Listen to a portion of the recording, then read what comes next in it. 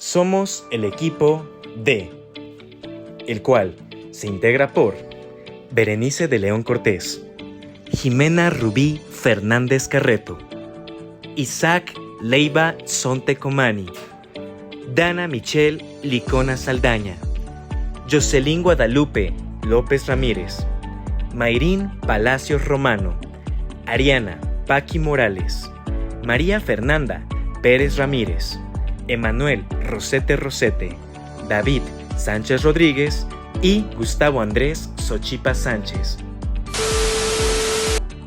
quienes en el siguiente videoclip presentamos el tema de técnicas, actuaciones y actos de investigación en conformidad con el Código Nacional de Procedimientos Penales, el cual corresponde a la materia de el Ministerio Público en el Sistema Penal Acusatorio Adversarial, impartida por el facilitador de conocimiento, el doctor Gilberto Pineda Martínez. Las técnicas de investigación son varias y comenzaré a hablar primero de la cadena de custodia, que es el sistema de control y registro que se aplica indicio, evidencia, objeto, instrumento o producto del hecho delictivo desde la localización, descubrimiento, aportación en el lugar de los hechos o del hallazgo, hasta que la autoridad competente ordene su conclusión con el fin de corroborar los elementos materiales, probatorios y la evidencia física.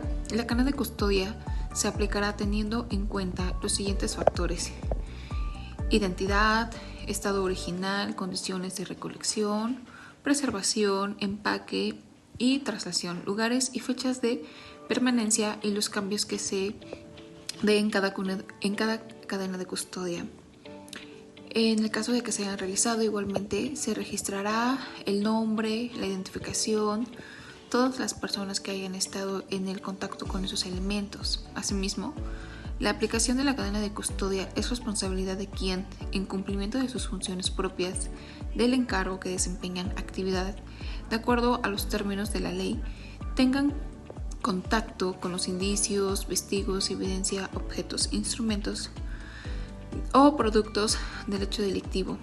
Cuando durante el procedimiento cadena de custodia los indicios, huellas, vestigios del hecho delictivo, así como los instrumentos, objetos, productos del delito, se alteren, no perderán su valor probatorio a menos que la autoridad competente verifique que hayan sido modificados de tal forma que se hayan perdido su eficacia para acreditar el hecho o circunstancia de la que se trate.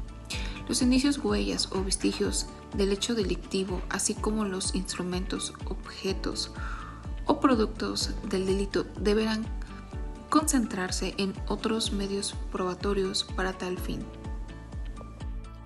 La segunda técnica es el aseguramiento de bienes, instrumentos, objetos o productos del delito, así como los bienes en que existan huellas o pudieran tener relación con este, siempre que guarden relación directa con el lugar de los hechos o del hallazgo. Serán asegurados durante el desarrollo de la investigación, a fin de que no se alteren, destruyan o desaparezcan. Para estos efectos se establecerán controles específicos para su resguardo y atenderán como mínimo a la naturaleza del bien y a su conservación. Las reglas son el aseguramiento de bienes, son 3. La primera es el Ministerio Público o, en su caso, la policía en auxilio de este deberá elaborar un inventario de todos y cada uno de los bienes que se pretendan asegurar, firmado por el imputado o la persona en el que se atienda el acto de investigación. Ante su ausencia negativa, la relación deberá ser firmada por 2 testigos presenciales que aparentemente no sean miembros de la policía, y cuando esto suceda, que no hayan participado materialmente en la ejecución del acto. La segunda es la policía deberá tomar evidencias necesarias para la debida preservación del lugar de los hechos o del hallazgo, de los indicios, huellas o vestigios del hecho delictivo, así como los instrumentos, objetos o productos del delito asegurados.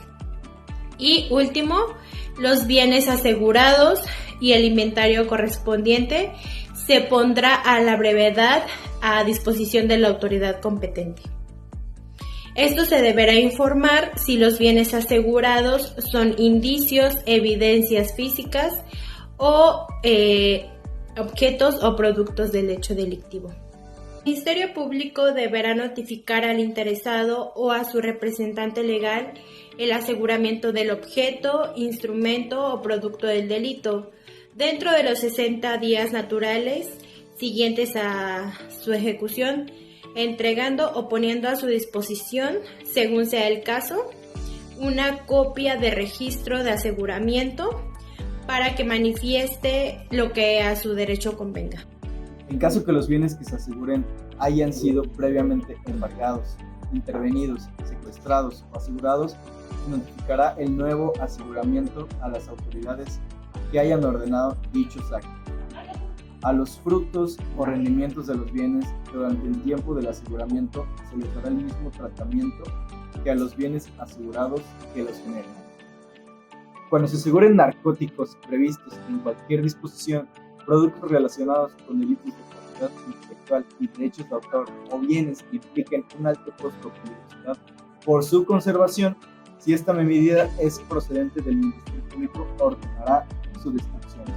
Los objetos de gran tamaño, como naves, aeronaves, vehículos automotores, máquinas, grúas y otros similares, después de ser examinados por peritos para recoger indicios que se hallen en ellos, podrán ser videograbados o fotografiados en su totalidad y se registrarán del mismo modo los sitios en donde se hallaron huellas, rastros, narcóticos, armas, explosivos o similares que puedan ser objeto o producto del delito.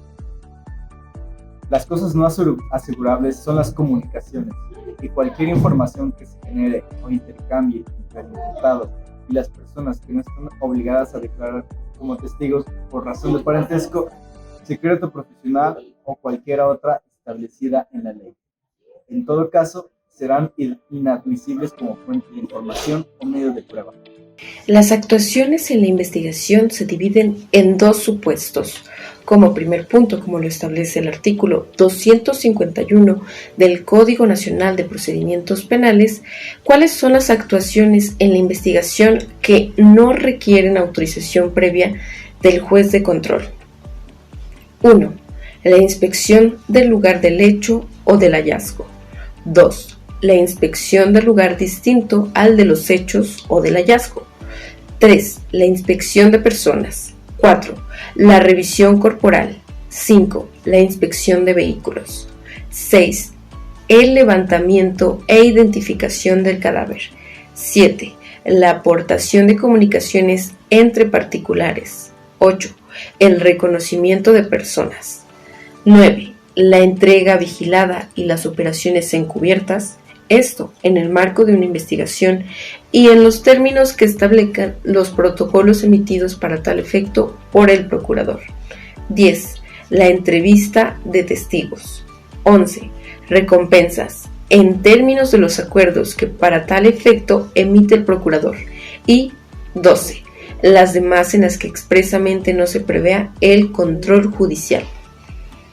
Y como segundo supuesto, los cuales están establecidos en el artículo 252 del Código Nacional de Procedimientos Penales, ¿cuáles son los actos de investigación que requieren autorización previa del juez de control?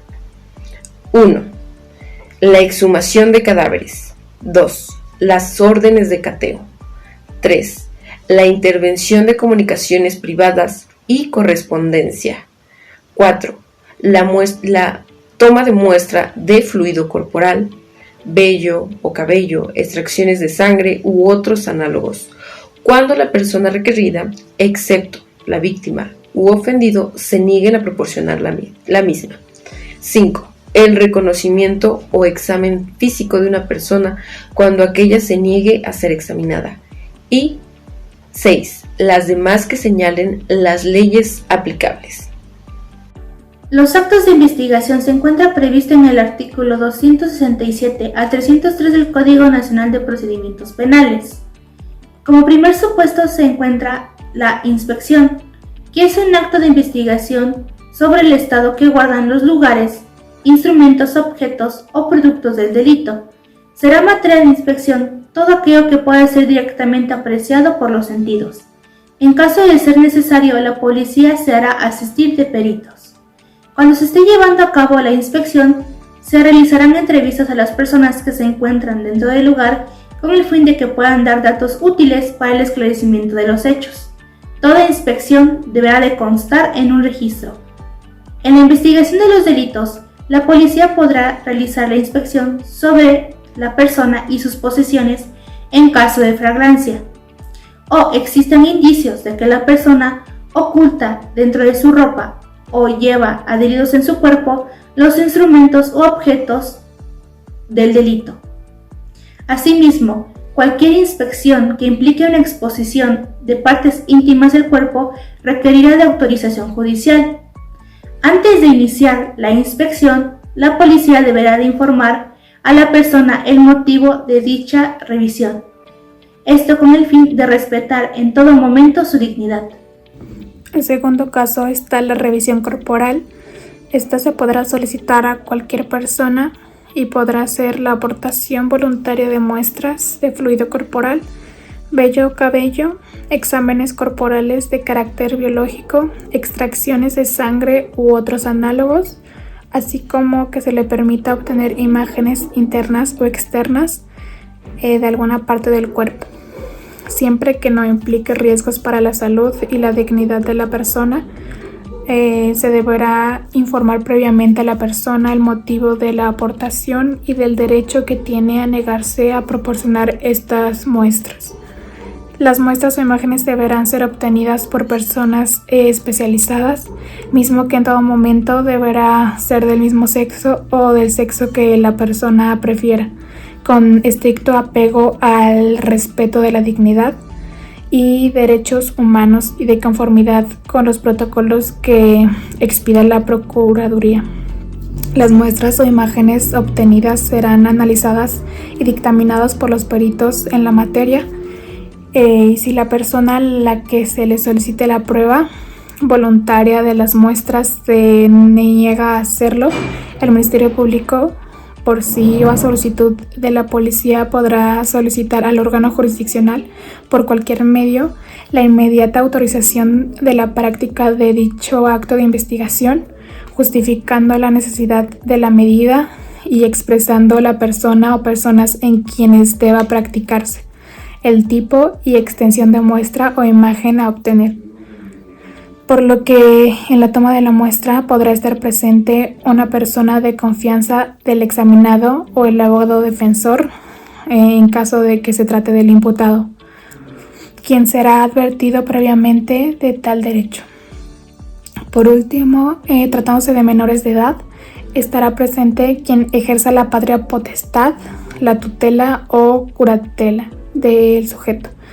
A falta de alguno de estos, estará presente el Ministerio Público en su calidad de representante social, y en caso de personas inimputables que tengan alguna discapacidad se proveerá de los apoyos necesarios para que puedan tomar la decisión correspondiente. En el tercer supuesto es el levantamiento e identificación de cadáveres. En los casos en que se presuma muerte por causas no naturales, se practicará 1. La inspección del cadáver, la ubicación del mismo y el lugar de los hechos. 2. El levantamiento del cadáver. 3. El traslado del cadáver. 4. La descripción y peritajes correspondientes. O 5. La exhumación en los términos previstos en el Código. Cuando de la investigación no resulten datos relacionados con la existencia de algún delito, el Ministerio Público podrá autorizar la dispensa de la necropsia. En todo caso, practicada la inspección o la necropsia correspondiente, se procederá a la sepultura inmediata, pero no podrá incinerarse el cadáver cuando se desconozca la identidad del cadáver. Se efectuarán los peritajes idóneos para proceder a su identificación. Una vez identificado, se entregará a los parientes o a quienes invoquen título o motivo suficiente previa autorización del Ministerio Público. En el cuarto supuesto, durante la investigación, el Ministerio Público o la policía, con conocimiento de este, podrá disponer la práctica de los peritajes que sean necesarios para la investigación del hecho. El dictamen escrito no exime al perito del deber de concurrir al declarar en la audiencia de juicio. Los peritos que elaboren los dictámenes tendrán en todo momento acceso a los indicios sobre los que versarán los mismos, a los que se harán referencia en el interrogatorio. El peritaje irreproducible es cuando se realiza un peritaje sobre objetos que se consumen al ser analizados. Los peritajes especiales suceden cuando se realizan a diferentes personas agredidas sexualmente o cuando la misma naturaleza del hecho delictivo lo amerite. En este caso se integrará un equipo con profesionales capacitados en atención a las víctimas con el fin de poder integrar en la sesión a una misma carpeta para la elaboración del dictamen. Las aportaciones de comunicaciones entre particulares podrán ser aportadas de manera voluntaria para la investigación o en el proceso penal cuando hayan sido obtenidas de manera directa por alguno de los participantes de esta misma. Las comunicaciones aportadas por los particulares deberá ser estrechamente vinculada con el hecho del delito que se investiga, por lo que el juez no podrá admitir alguna comunicación que sea admitida de manera violenta, que se haya hecho de manera violenta. El reconocimiento procederá aún sin el consentimiento del imputado, pero siempre en presencia de su defensor. El reconocimiento también deberá ser presentado al imputado en conjunto con otras personas con características físicas similares, salvo que la condición de la investigación no lo permita, lo cual deberá estar asentado en el registro correspondiente de la debida diligencia. También tenemos la pluralidad de reconocimientos. Esta se presenta cuando varias personas deben de reconocer una sola. Cada reconocimiento se debe de efectuar por separado sin que se comuniquen las personas entre ellas. Por lo contrario, si una persona debe de reconocer a varias, el reconocimiento de todas podrá efectuarse en un solo acto, siempre y cuando no se perjudique la investigación o la defensa. Por otro lado, tenemos la identificación por fotografía. Esta se da cuando es necesario reconocer a una persona que no puede estar presente.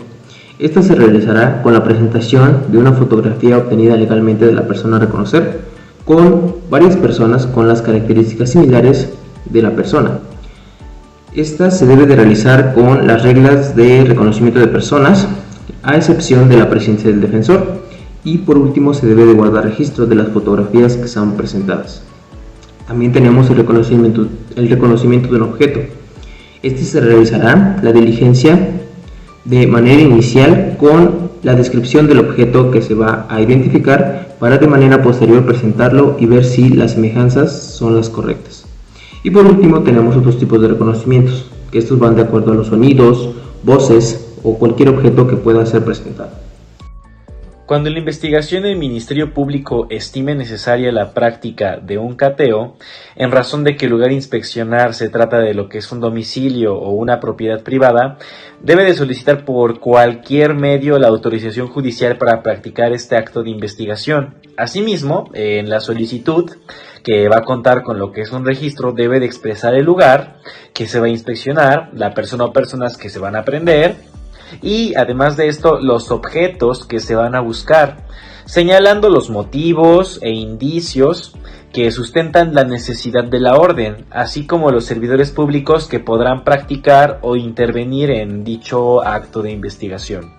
Ahora hay que tomar en cuenta que si el lugar a inspeccionar es de acceso público, pero forma parte del domicilio particular, este último como tal no va a ser sujeto a cateo a menos a que la orden así lo indique. Asimismo, hay que tomar en cuenta que la petición de orden de cateo deberá ser resuelta por autoridad judicial de manera inmediata y por cualquier medio. que garantice en este caso la autenticidad o en audiencia privada con la sola comparecencia del Ministerio Público en un plazo que no exceda de las 6 horas siguientes a que se haya recibido, claro. Si la resolución se emite o registra por medios diversos al escrito, los puntos resolutivos de la orden de acateo deberán transcribirse y entregarse al Ministerio Público. El ingreso de una autoridad al lugar sin autorización judicial está justificado cuando sea necesario para repeler una agresión real, actual o inminente y sin derecho a que se ponga en riesgo la vida, la integridad o la libertad personal de una o de más personas, o se realizará con consentimiento de quien se encuentre facultado para otorgarlos. En los casos del segundo supuesto, la autoridad que practique el ingreso deberá informarlo dentro de los 5 días consecutivos ante el órgano jurisdiccional. A dicha audiencia deberá asistir la persona que otorgó su consentimiento a efectos de ratificarla. Cuando en la investigación el Ministerio Público considere necesaria la intervención de comunicaciones privadas, el titular de la Procuraduría General de la República o en quienes éste delegue esta facultad, así como los procuradores de las entidades federativas, podrá solicitar al juez federal de control competente por cualquier medio la autorización para practicar la intervención, expresando el objeto y la necesidad de la misma.